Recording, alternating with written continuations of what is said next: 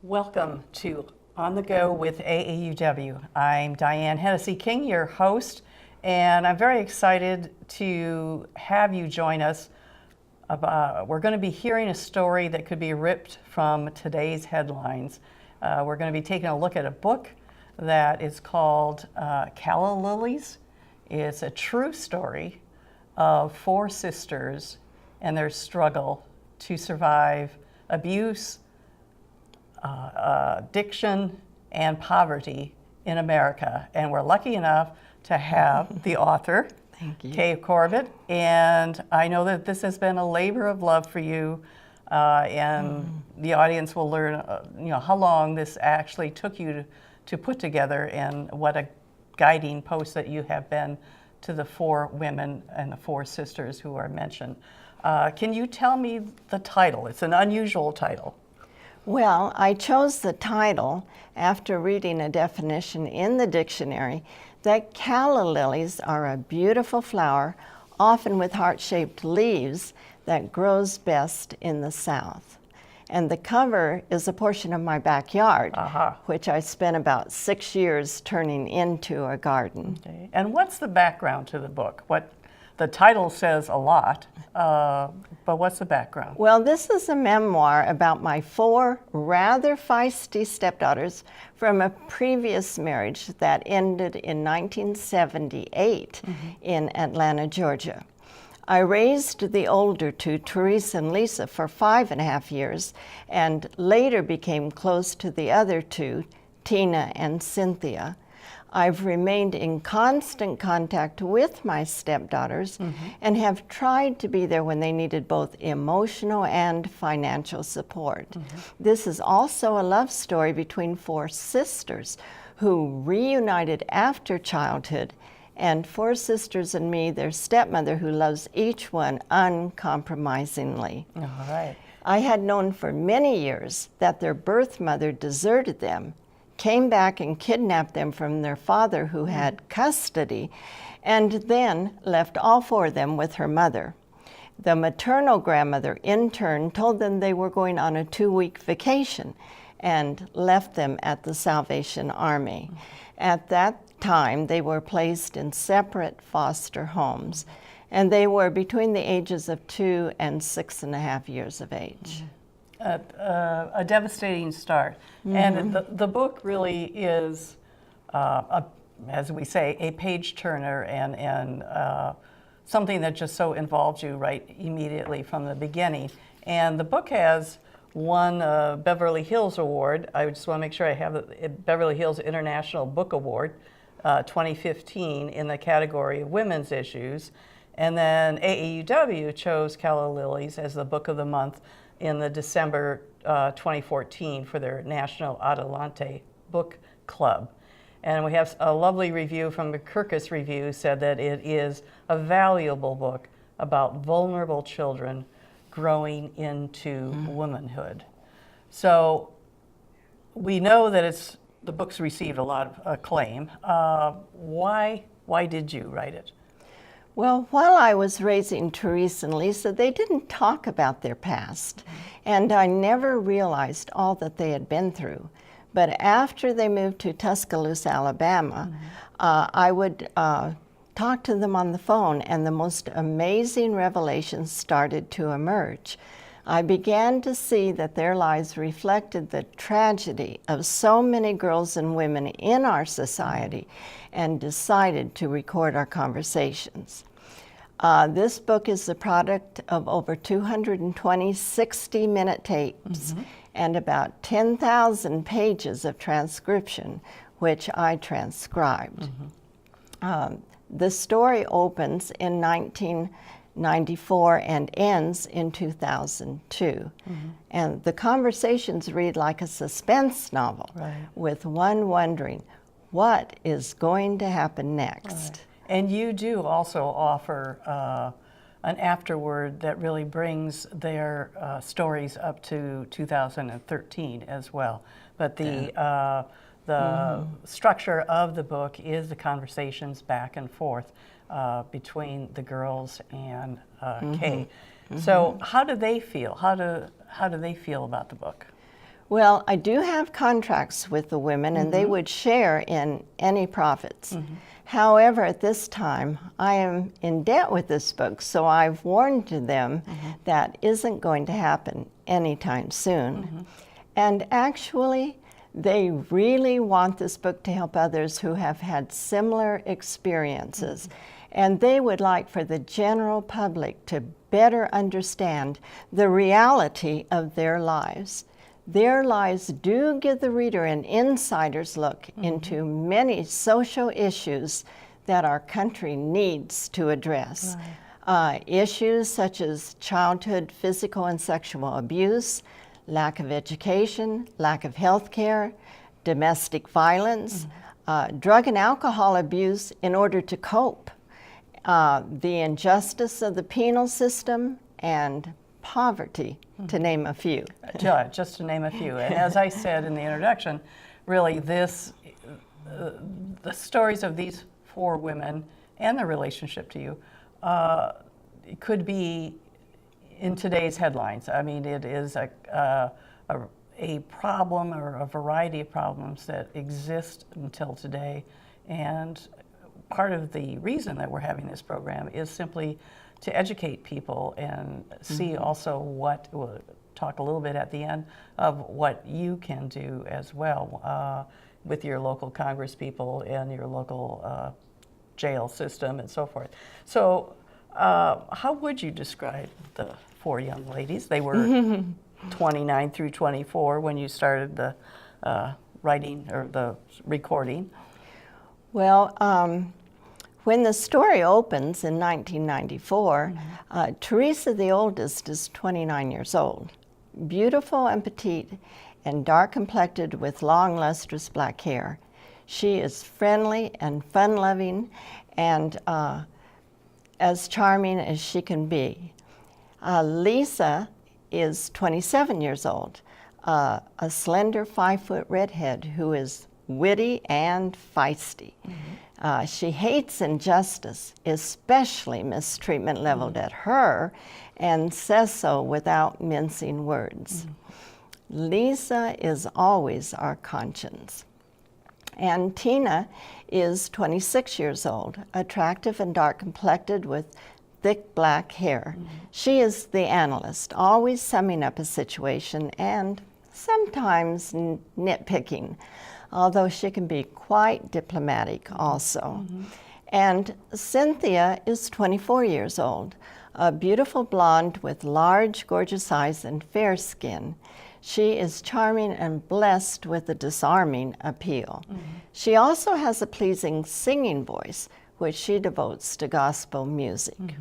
She comes into my life later.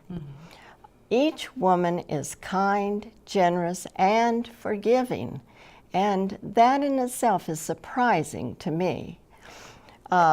Teresa in particular tries to help and take care of everyone in the family. Many events and crises occur in real time, and the Calla Lilies each have a rather colorful, lively, and impassioned way of describing what is happening to them. It doesn't take the reader long to get absorbed in their lives. And I think that what's so interesting about this book is because you do become involved in them and and care about them. But what also that you do, which I think is so effective, is throughout the book you share statistics and studies that back up and clarify really some amazing difficulties, such as the childhood sexual abuse, and I know you have a number of statistics to back this up. Well, on page 367, for example, is a remarkable new 20-year study by the Institute of Medicine and National Research Council of the National Academies that came out in September 2013. It is called New Directions in Child Abuse and Neglect Research. This study has found that the brain of a child abused and neglected in early life does not develop in the same way as that of a child from a nurturing environment. These brain alterations affect many aspects of the child's life, including his emotional stability and cognitive abilities. Without intervention, these changes in the brain can remain throughout his or her entire life. Right. And it is, as you say, so important. Some of these are really fairly new studies, even though some of them have been over a long-term studies, which makes them even better. But they're pointing out these things that are so crucial because, you know, if you're damaged so early because of those things. But you also have other statistics in the book. Well, on page 316 of the book, statistics reveal that up to 70% of women in drug abuse treatment report histories of physical and sexual abuse, with victimization beginning before 11 years of age and occurring repeatedly. This was the case with Tina, who was sexually abused from the time she was 7 until 14 years of age, when she reported the abuse and was removed from the foster home.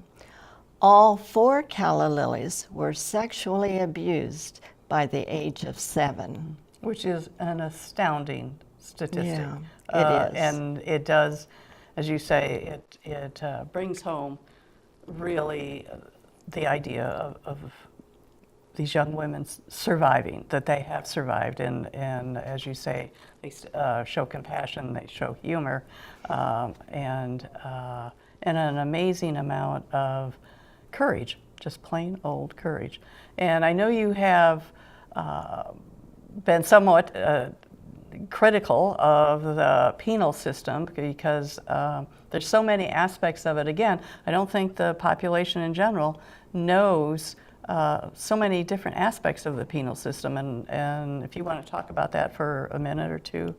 Well, first I'd like to mention one other statistic because it leads into the problem with the penal system. It's on page, according to one report, victims of sexual assault are 3 times more likely to suffer from depression, 6 times more likely to suffer from post-traumatic stress disorder, 13 times more likely to abuse alcohol, and 26 times more likely to abuse drugs. So you can see why many sexually abused women, like my 4 Calla Lilies, do end up in the penal system. And of course, my daughters have ended up in the penal system many times, and there are many examples of the injustices of the penal system that we keep hearing so much about. Right. And there are some changes happening in the sense of, I know that you're probably going to talk a little bit about it really becoming a debtor's prison, in the sense of so many young men and young women end up in jail simply because they cannot afford to pay the court fees or the bail. And I noticed just the other day, Maryland was planning on overhauling their system, that not making it so that if you could not afford bail, that they would find another way. And this, of course, is for nonviolent criminals. They would find a way to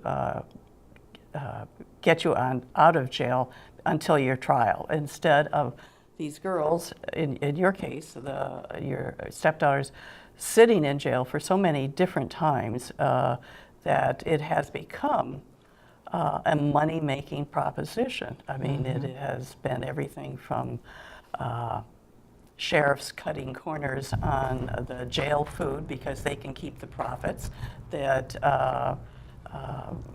people can, the law can impound your car because you can't pay a fee, and then therefore you can't get to work, you lose your job. And I know you've had many instances in the book of that same kind of situation. Yes, that's there one are. little thing, like one little fine, and it just snowballs. If you can't pay that, and then it just gets worse and worse. Well, there are many examples in the book. The book depicts the way the penal system handles many offenses for them. Well, Cynthia served time in the Central California Women's Facility, and another inmate reported that she watched hundreds of women who were untreated die there. And then the book also depicts the way the penal system handles offenses such as driving without a license and public intoxication. The women served time in jail for misdemeanors and then, quote unquote, sit it out in jail in order to pay their fines, sometimes for several months. This is what I and many others call a debtor's jail. Right, and as you mentioned in the book, isn't this what a lot of people came to America originally, is to get away from things such as debtor's prison, but actually it is very much like that. So you also mentioned how many of the women who are in jail who have been sexually abused. Yes, but the percentage of women that is so high, and again, that's actually 86% of women in jail have been sexually abused. 86%. Right. But when they do get out of jail, going back to these fines, when they do get out of jail, they usually have to attend classes such as drug abuse or anger management classes, and so they have to attend these classes. And if they don't attend the classes, they end up going right back to jail. So that is, sometimes they don't have the money for the classes. Right, you're saying that they do actually have to pay for their classes, which most people in the public are unaware of, I think. And they have to have transportation to get there also. Right. So that is another thing. And you mentioned the Miranda rights, basically, that, we've all seen it in every television show of, you have a right to an attorney, and if you cannot afford one will be provided. And yet, nowadays, so many times, once you are through with the penal system and once you're out, you still have to go back and pay for the public defender in a lot of areas. In a lot of areas. Yes. And the fines are becoming increasingly larger, and many jails charge the accused room and board.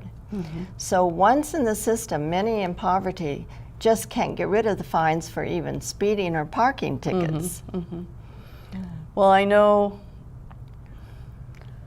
you're for Calla Lilies, and that they have shown so much courage, but also you call them feisty, for example.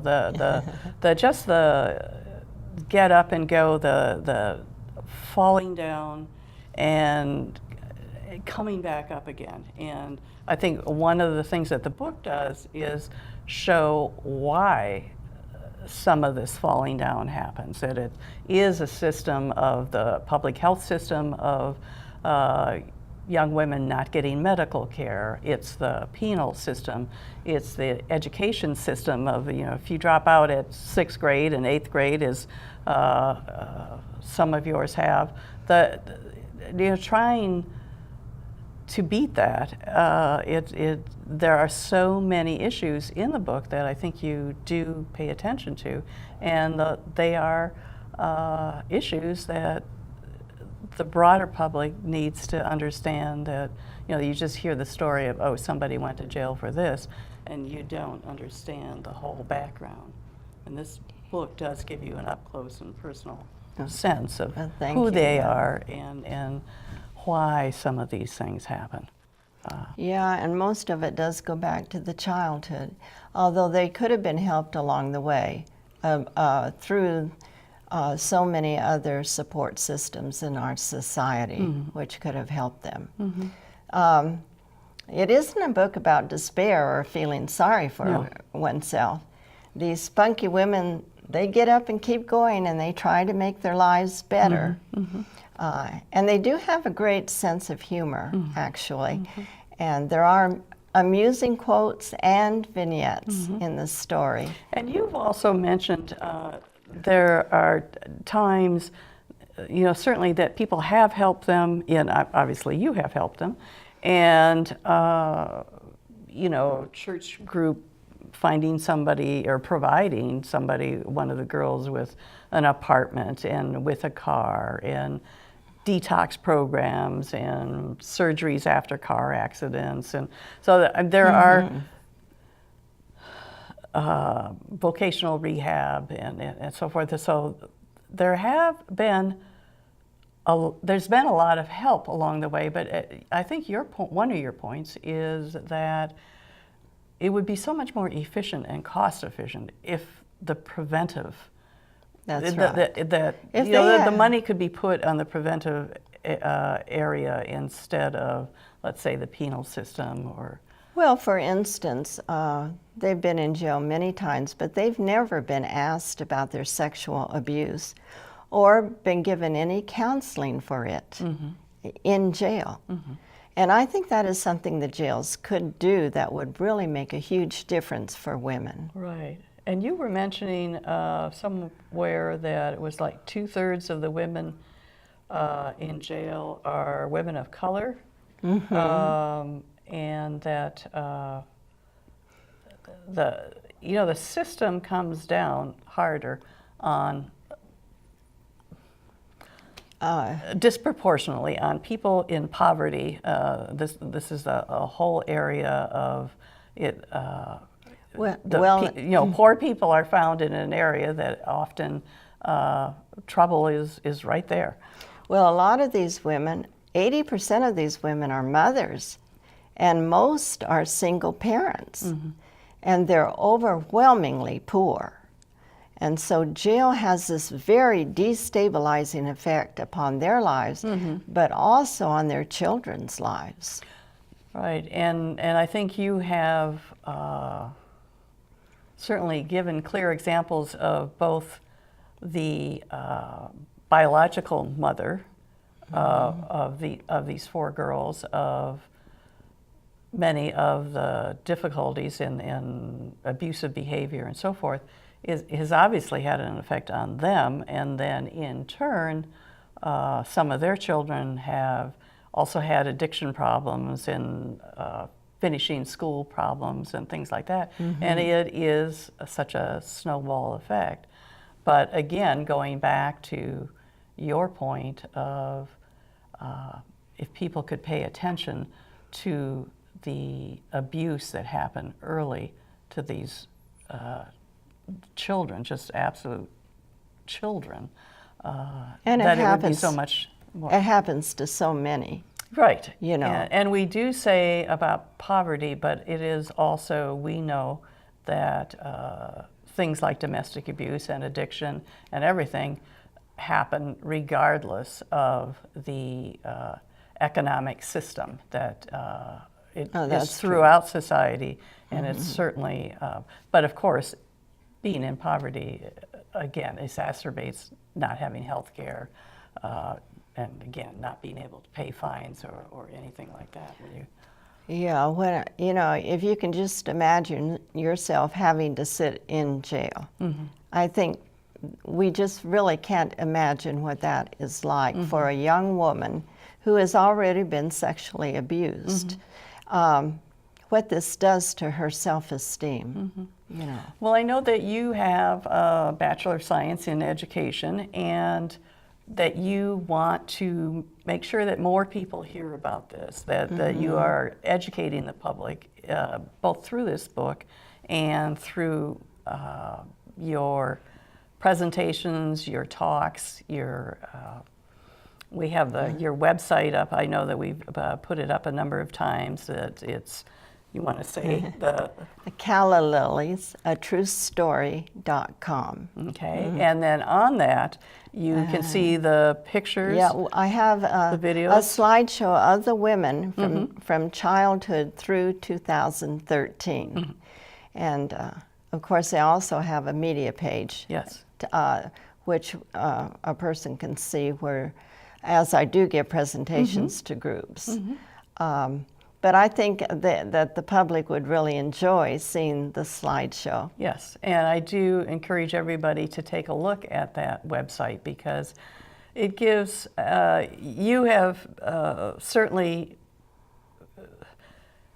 through their own words and through your descriptions, the girls have come alive in the book. And we can only just barely touch on their individual challenges today. But if you do go to the website, that I think that you will get an even better and stronger feel for them. So it's been very, very nice. The time goes too quickly, and the problems are so enormous. But I think that you have really personalized just the courage, the strength, and just the obstacles that these young women have overcome, and it is a long process. It's constantly overcoming. So thank you very, very much for coming. Well, and thank I hope you. that you continue over the next few years of publicizing this more and more. Well, thank you so much for having me. And while I'm at it, I would also like to thank my daughters for sharing their lives.